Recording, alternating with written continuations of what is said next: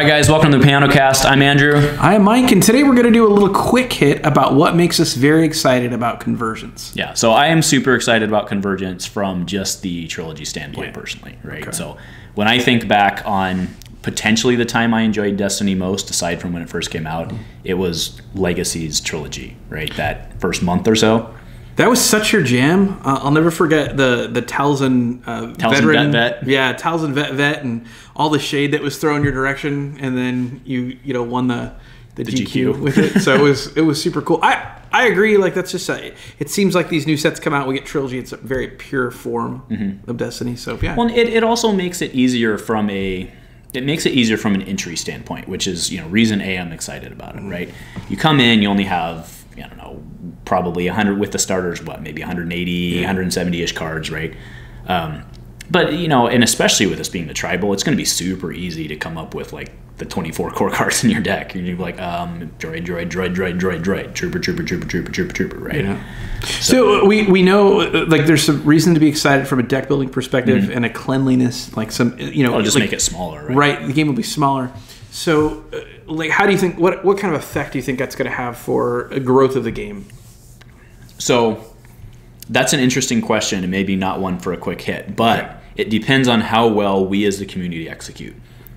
We've seen just this week. We've seen some promises from FFG on new types of quarter kits, season kits, whatever they want to call it. That's all well and great. But FFG is not going to be the ones that grow this game. We've seen that repeatedly. Right. It's going to be up to us to grow this game. Yeah. So we need to do stuff like what you're trying, which is, new player, come learn to play, get something free. We're all going to have a ton of cards that we don't need anymore very shortly. Yeah, very shortly. I'm not saying, give away your Awakenings Vaders. That's not what I'm saying. Yeah. But, if you have 5 copies of some random Awakenings card, like, give a Scatter Blaster away. It's okay, right? So, to flip that question around, I have had. We're both tournament organizers. He runs a Saturday event. I run a Monday event in different places. So I've had pushback when I've tried to do smaller formats, Trilogy, Sealed, anything that isn't standard. I've had pushback from some I would consider more veteran players that they don't want to play in that format. So what kind of effect do you think Convergence in a small Trilogy package is going to have on the more seasoned players? So. None. In that, the guy who's coming to you and saying, I don't want to play standard, is still going to come to your next standard tournament. Yeah, he says, I only want to play standard, and if it's not standard, don't even... Whereas on the flip side, right, I mean, we actually, there's kind of a long history with our play group of us leaving a store because we had one individual who was like, I will only play Trilogies, right? And ended up ruining that community. It doesn't work that way, right? Like, you can't try to make a community-only Trilogy. Right.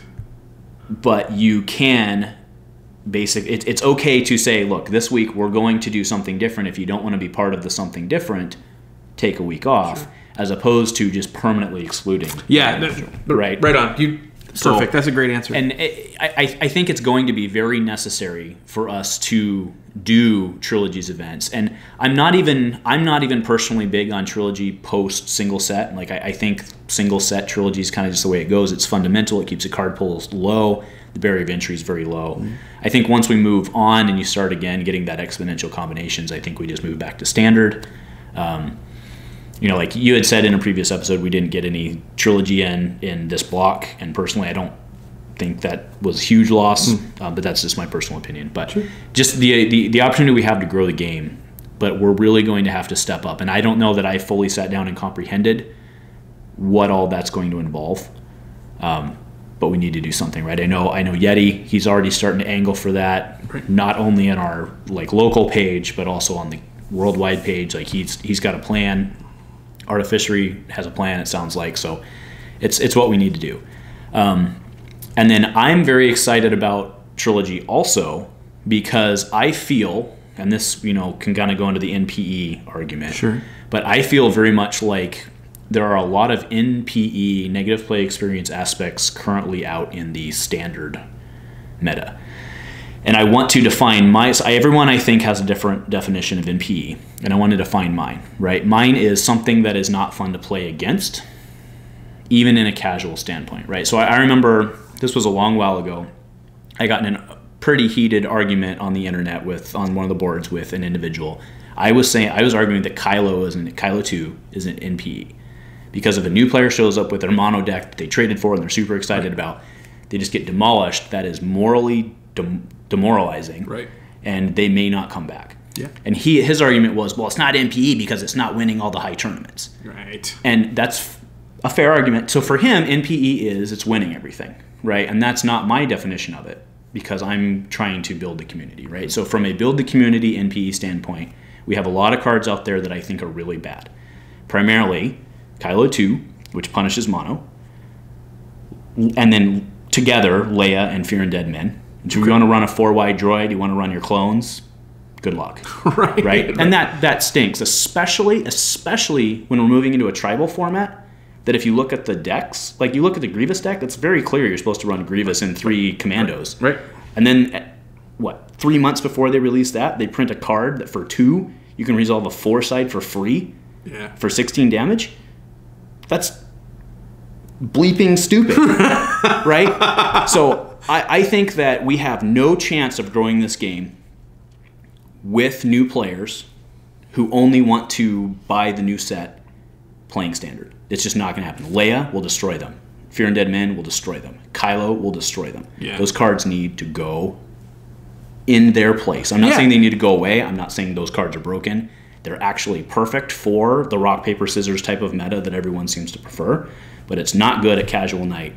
Right. And do you know who does casual really well, organized casual really well, is Magic and their draft and sealed events.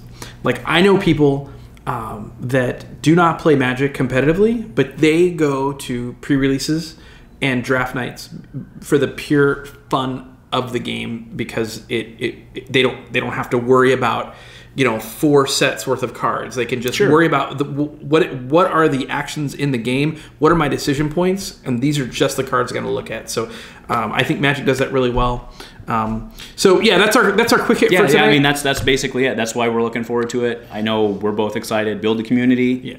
Get a narrow card pool and hit it. What do you got? Tell us what you want, what you think, what you're excited about with Convergence. Tell us what you think, whether the Trilogy format is going to be worth playing, and also tell us why, so we can kind of interact with you. So please like, subscribe, ring that bell. Anything to add there? No, man. Go Commando. Go Commando.